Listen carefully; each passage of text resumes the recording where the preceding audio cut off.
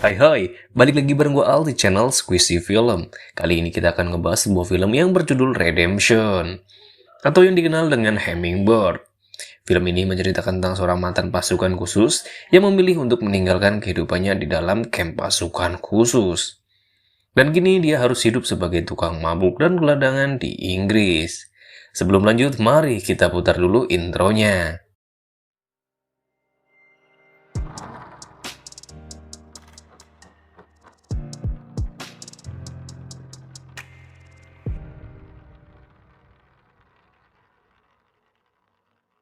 Mari kita beramal, dan amal yang paling mudah adalah dengan subscribe channel ini. Cerita diawali dengan diperlihatkan sebuah drone yang memperlihatkan serangan yang terjadi di Afghanistan. Beberapa tentara yang berada di sebuah tank tewas terkena serangan. Tampak seorang sersan bernama Joseph Smith melakukan tembakan membabi buta sambil membawa seseorang. Tidak lama setelah kejadian itu, radio komunikasi polisi militer menyebarkan berita tentang kaburnya Sersan Joseph Smith dari sebuah rumah sakit militer. Dia didiagnosa mengalami gangguan kesehatan mental saat bertugas dan masuk dalam daftar pencarian orang. 1 tahun pun kini berlalu, tepatnya di bulan Februari. Sersan Joseph Smith mengubah namanya menjadi Joy Jones. Dia sekarang menjadi gelandangan dan seorang pemabuk. Lalu terlihat 2 orang preman yang datang mengganggu si Joy dan pacarnya yang bernama Isabel. Joy pun menyuruh Isabel untuk lari duluan, sedangkan si Joy berusaha melarikan diri dari kejaran preman. Hingga kemudian dia berhasil naik ke sebuah atap bangunan. Joy pun berhasil lolos setelah lompat ke bawah dan masuk ke sebuah apartemen yang sedang ditinggalkan oleh penghuninya. Joy berusaha tenang terlebih dahulu dan menikmati minuman yang dia dapatkan dari dalam kulkas.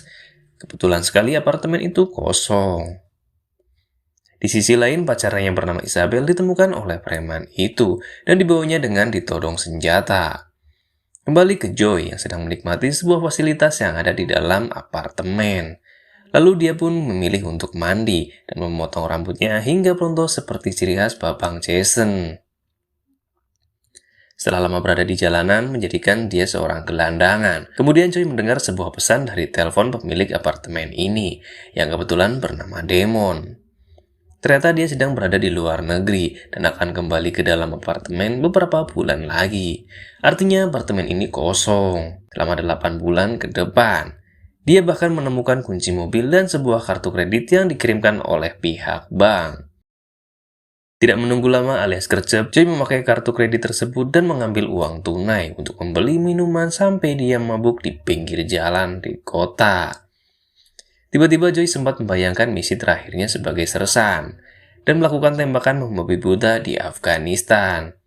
Di lain sisi terlihat seorang wanita bernama Christina sedang membagikan makanan untuk tunawisma. Joy datang ke sana untuk menanyakan kabar dari Isabel kepada Christina. Di situ terlihat Christina adalah seorang biarawati.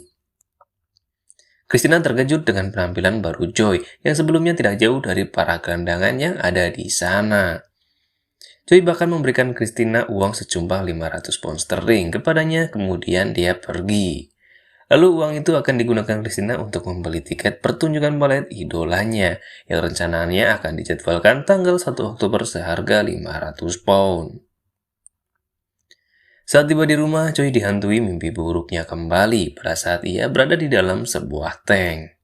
Kemudian serangan datang membunuh pasukannya, dan hanya dia yang tersisa dan selamat dari serangan itu. Joy tampak masih sangat merasakan sakit di bagian tulang rusuknya akibat terkena tembakan. Kemudian Joy kembali menemui Christina untuk meminta obat kepadanya. Di sini Joy tidak bisa datang ke rumah sakit karena dia tahu dia adalah seorang DPO yang lari dari pengadilan militer. Kemudian Joy kembali ke apartemen itu.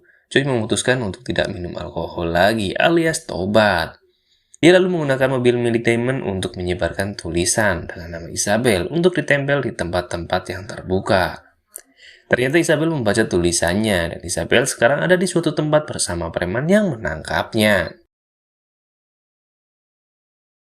Sekarang Isabel bekerja kepada mereka selama beberapa minggu dan akan mengumpulkan uang untuk kembali menebusnya.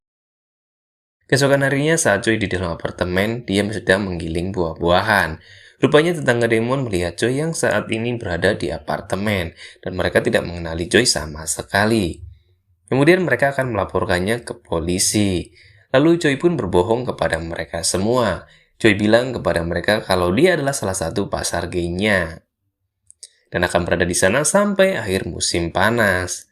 Dan akhirnya mereka pun percaya dengan apa yang diucapkan oleh si Joy, walaupun itu adalah sebuah kebohongan.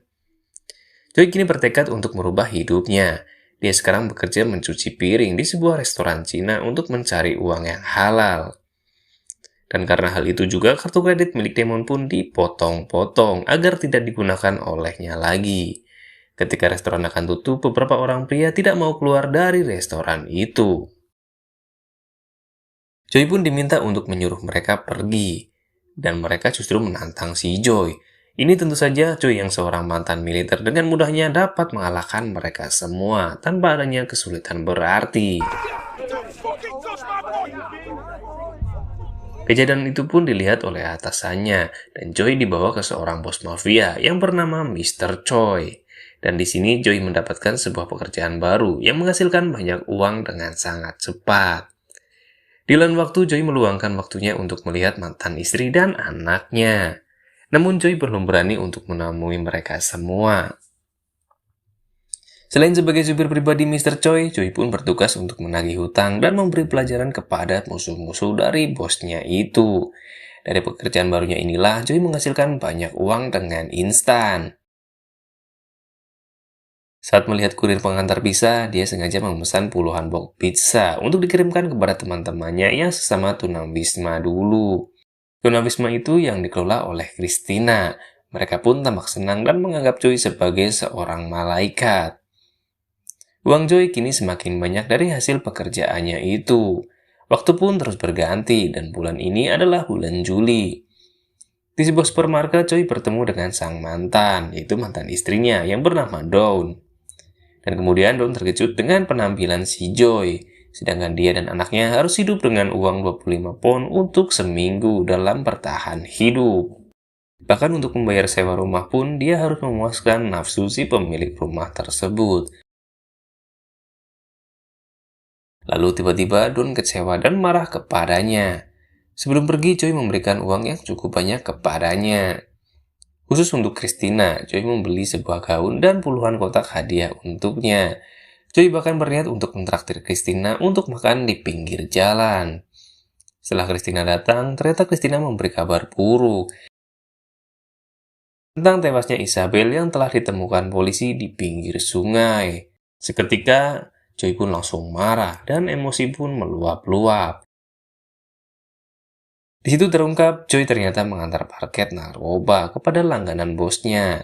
Isabel juga selalu memakai kokain itu sebelum dirinya melayani para hidung belang. Lalu Christina meminta Joy untuk melakukan pekerjaan halal dan terus berbuat baik. Ketika Christina hendak pergi, John memintanya untuk tetap menerima gaun merah pemberiannya. Joy pun tidak bisa diam diri dengan tewasnya Isabel. Josh harus melakukan balas dendam. Kemudian dua preman yang menculik Isabel datang.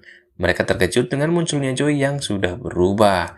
Saat preman itu mengeluarkan pisaunya, Joy hanya mengeluarkan sebuah sendok makan. Dan Joy pun langsung menghajar mereka semua. Setelah pria besar itu berhasil Joy lumpuhkan, Joy menodongkan sendok makan tadi dan memaksa preman itu untuk memberitahu siapa yang telah membunuh Isabel. Namun preman itu tidak mengetahui namanya, hanya mengetahui ciri-ciri fisik pelanggan Isabel yang mempunyai bekas luka di atas matanya dan berusia sekitar 30 tahun. Lalu Joy mengirimkan surat kepada Christina dan memberitahu Christina informasi untuk polisi tentang pembunuh Isabel, serta meminta Christina untuk menemuinya di suatu tempat. Setelah membaca surat dari Joy, Christina langsung bergegas pergi untuk menemuinya. Kali ini Christina merubah penampilannya dan menemui Joy dengan gaun merah pemberiannya. Di situ Christina pun jujur kepada si Joy bahwa uang 500 pound sterling yang telah ia berikan digunakan untuk membeli tiket pertunjukan balet idolanya.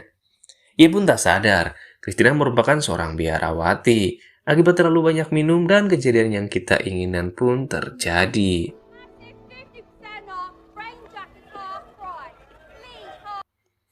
Waktu pun terus berjalan. Choi pun kembali melakukan pekerjaannya, yaitu menagih hutang dari para pelanggan bosnya si Choi. Anak buah orang tersebut mencoba melawan si Choi, namun dengan mudahnya Choi melumpuhkannya. Saat ini juga radio polisi kembali menyebarkan informasi tentang keberadaan Sersan Joseph Smith atau lebih kita kenal Choi Jones yang menjadi buronan mereka.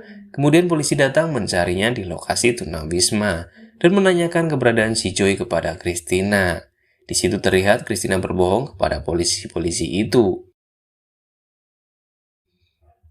Pada saat Choi ikut dalam mobil Christina menceritakan asal mula kenapa dia menjadi seorang biarawati sejak usia 10 tahun.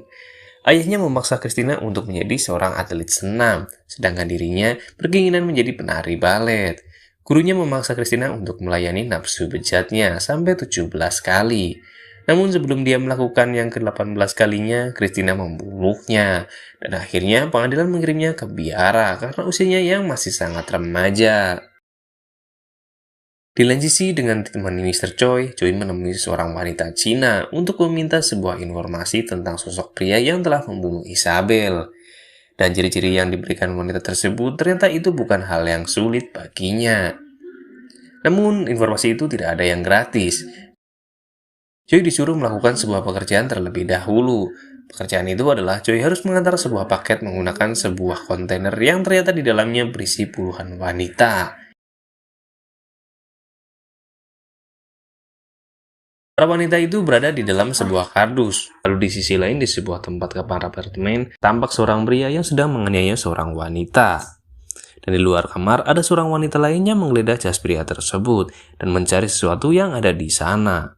Benar saja wanita itu menemukan sebuah undangan yang tertulis nama dari pria tersebut. Kemudian Choi sudah melakukan pekerjaannya, namun dia cukup menyesal. Terlebih lagi ada sebagian yang masih anak-anak di dalam mobil kontainer itu. Lalu nama pria yang telah membunuh Isabel telah dia dapatkan. Waktu pun terus berjalan. Choi meminta Christina memotret dirinya dengan setelan jas dan dia akan kirim kepada putrinya. Karena tidak lama lagi penampilannya akan segera berubah. Choi ingin anaknya tahu dia adalah orang yang baik. Lalu Christina mengatakan kepada Choi bahwa esok hari dia akan pergi ke Afrika untuk membantu orang-orang di sana. Sebelum berpisah, Christina meminta Choi untuk melakukan kepuasan jasmani dengannya di apartemen.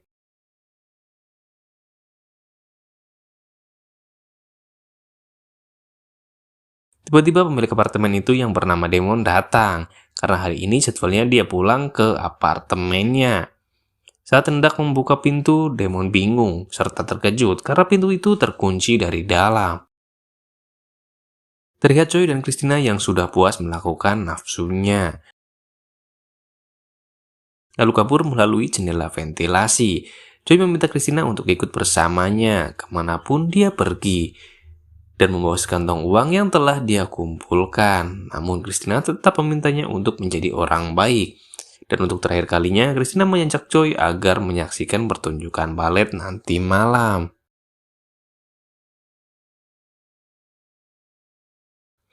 Kemudian Choi membawa uang dan foto dirinya ke rumah mantan istri.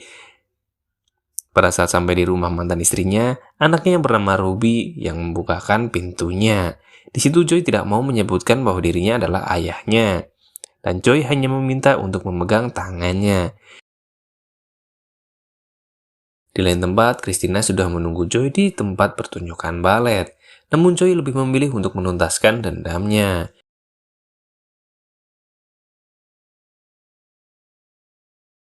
Dia melihat pria dengan ciri-ciri sebagai pembunuh Isabel dengan luka di atas matanya.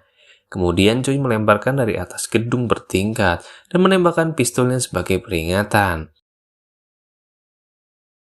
Lalu Choi melarikan diri. Saat hendak melarikan diri, kamera satelit kembali menemukan lokasi Choi. Lalu menyebarkan lokasi keberadaannya. Christina yang baru saja keluar dari pertunjukan balet pun melihat Choi sedang mabuk dan tergeletak tidak sadar di pinggir jalan. Lalu Christina melepas salnya dan menaruhnya pada tubuh Choi.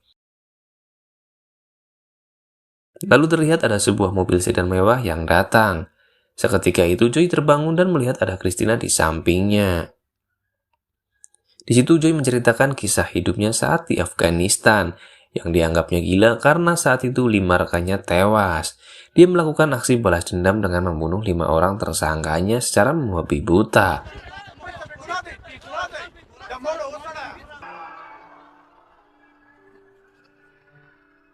Dan itu terekam oleh drone. Setelah menceritakan kisah hidupnya, Joy pun tertidur dengan pangkuan Christina. Beberapa waktu kemudian, Christina pun melanjutkan misinya.